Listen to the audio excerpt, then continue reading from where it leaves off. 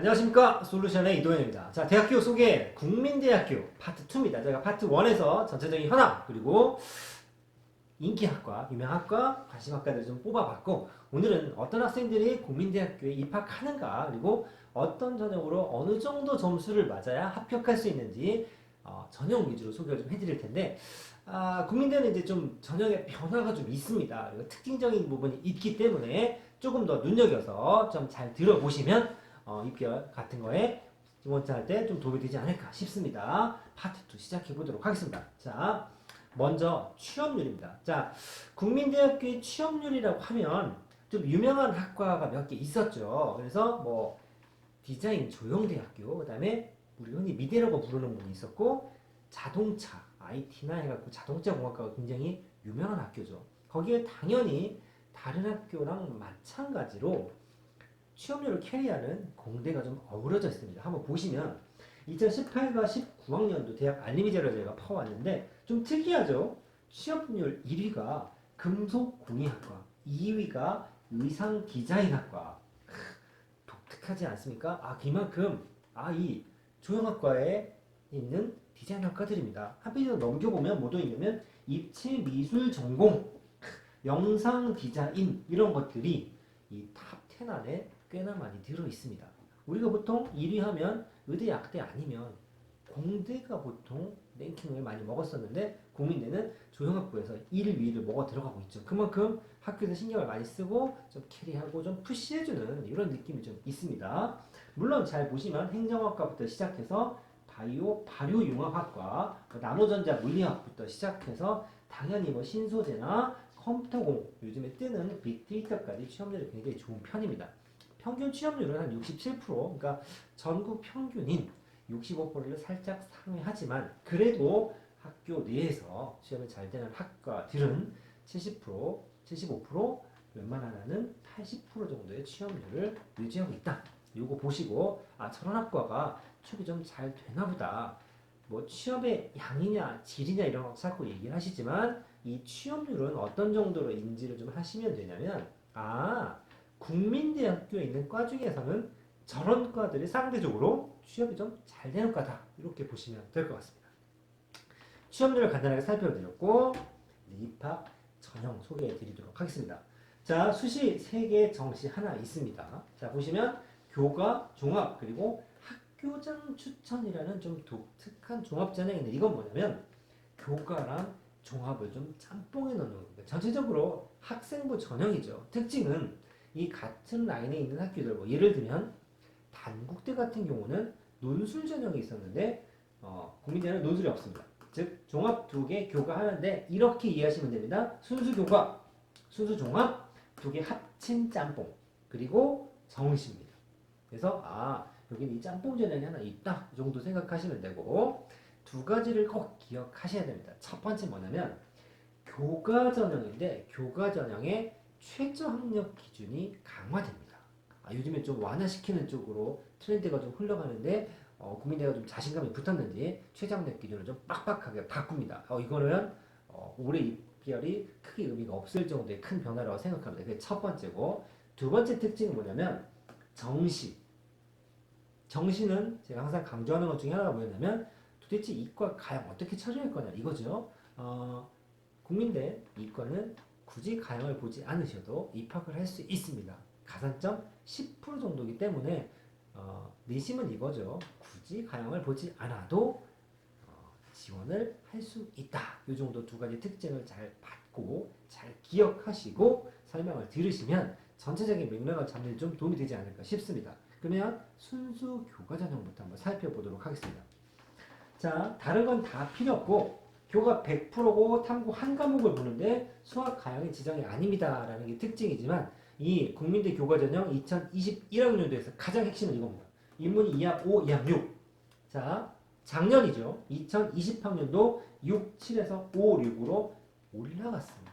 수능 최저가 2합 5, 2합 6이면 꽤나 높은 편입니다. 작년에 좀 널널한 부분이 있었겠습니다만 한 단계씩이 올라갔죠. 그러니까 평균 한 과목에 한 등급을 올려야 된다라는 얘기는 그만큼 입결에 굉장히 영향력을 미치겠죠. 자, 교과 입결을 보시면 이렇게 생겼습니다. 먼저 문과부터 좀 살펴보실 텐데 작년 거 먼저 보겠습니다. 1점 후반대에서 2점 초반대까지 걸리는 내신을 가지고 있죠. 문과로 넘어오면, 이과로 넘어오면 신소재나 기계전자 쭉 적어놨는데 좀 높은 과가 작년에 자동차 IT 융합학과 생긴 지 얼마 안 됐습니다. 한 5, 6년 됐는데 자동차 공학과랑 자동차 이 IT 융합학과 학교에서 굉장히 미는 대표 학과죠. 그러다 보니 입결이 좀 높은 편이고 보시면 이 학과를 필두로 해서 2.5까지 떨어지는 학과도 있기는 합니다만 이게 작년에 어떻게 됐냐면 2합 6과 2합 7을 기준으로 뽑은 겁니다. 그런데 올해 2합 5랑 2합 6으로 바뀌죠. 그러면 이 입결은 어떻게 될까요? 조금 올라갈까요? 떨어질까요? 그렇죠.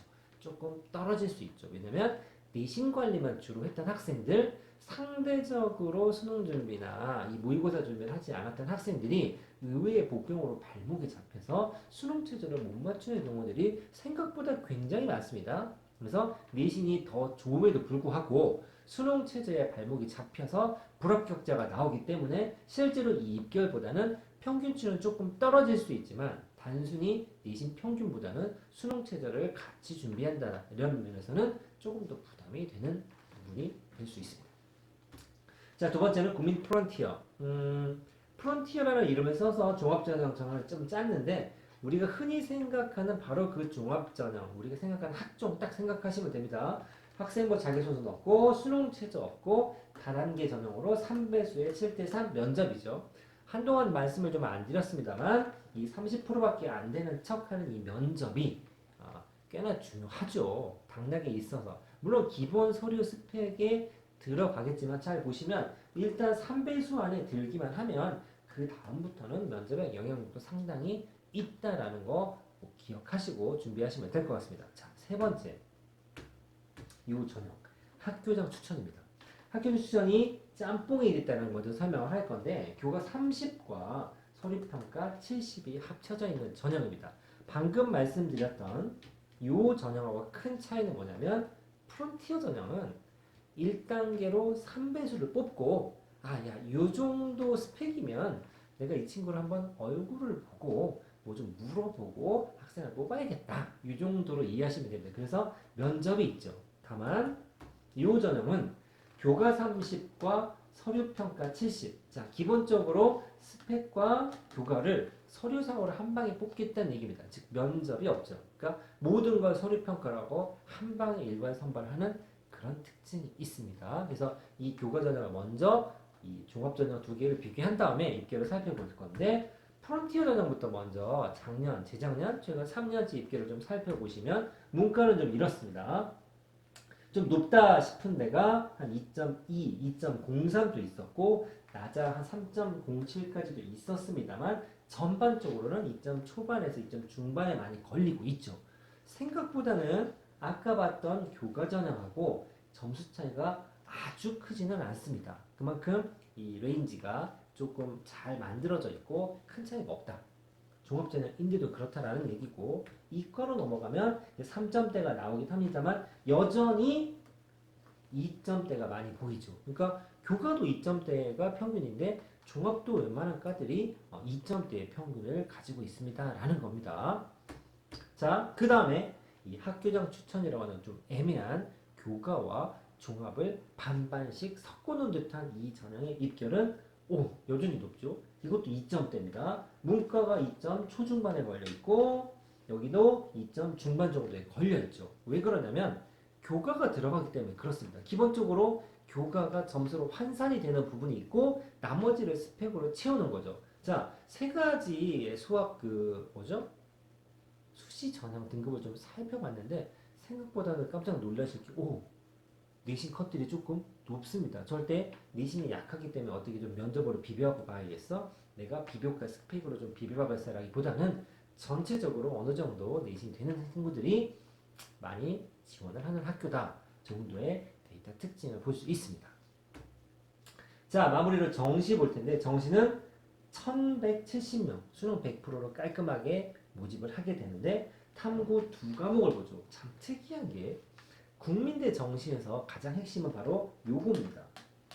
자, 대부분 요 정도 라인, 그러니까 국승세단 정도의 라인이 걸리더라도 공대, 보통 이제 공대를 자대, 공대 또는 뭐 이렇게 구분을 많이 하는데 공짜가 들어가는 학과들은 대체적으로 수학 가형을 지정하는 학교들이 굉장히 많습니다. 반면에 이 자연과학대라고 그러죠. 뭐 화학과 또는 뭐 토목과 뭐 또는 뭐 조경학과 뭐 이런 학과들은 굳이 미적분까지 배우는 이과수학을 배우지 않아도 우리 학교 들어올 수 해줄게 이런 경우가 되게 많습니다만 국민들은 그냥 통틀어서 깔끔하게 야 우린 가형 안 봐.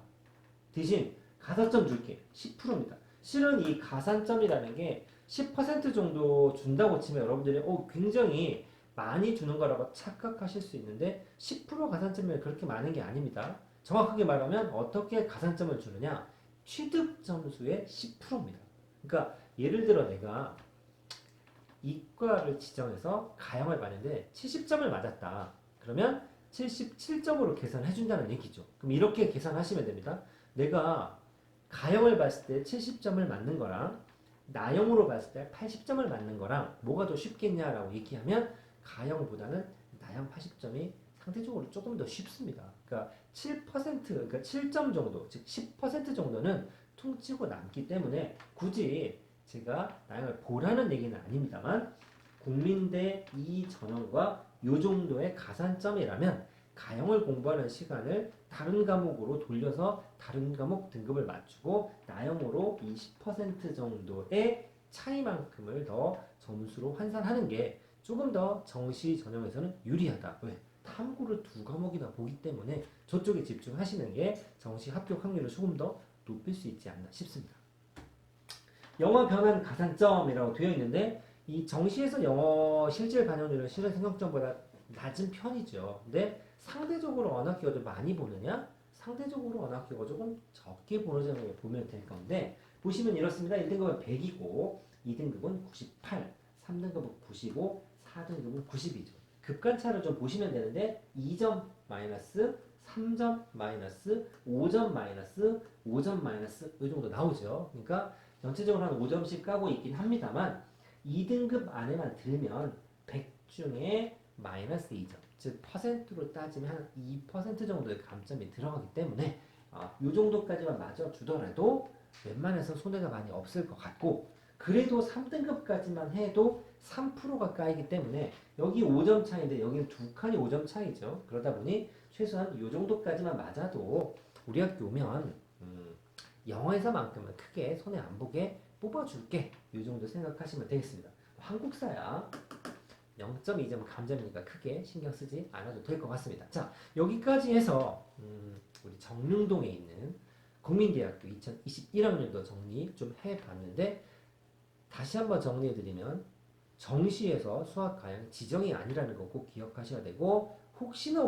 교과전형을 쓰실 분들은 수능 최저가 바뀐 부분은 절대 놓치시면 안 됩니다. 올해 입결하고 내년 입결에 이 부분에 굉장히 큰 차이가 있을 수 있기 때문에 꼭 유념해 주시고 학교를 선정하는 데 도움이 되시길 바랍니다. 감사합니다.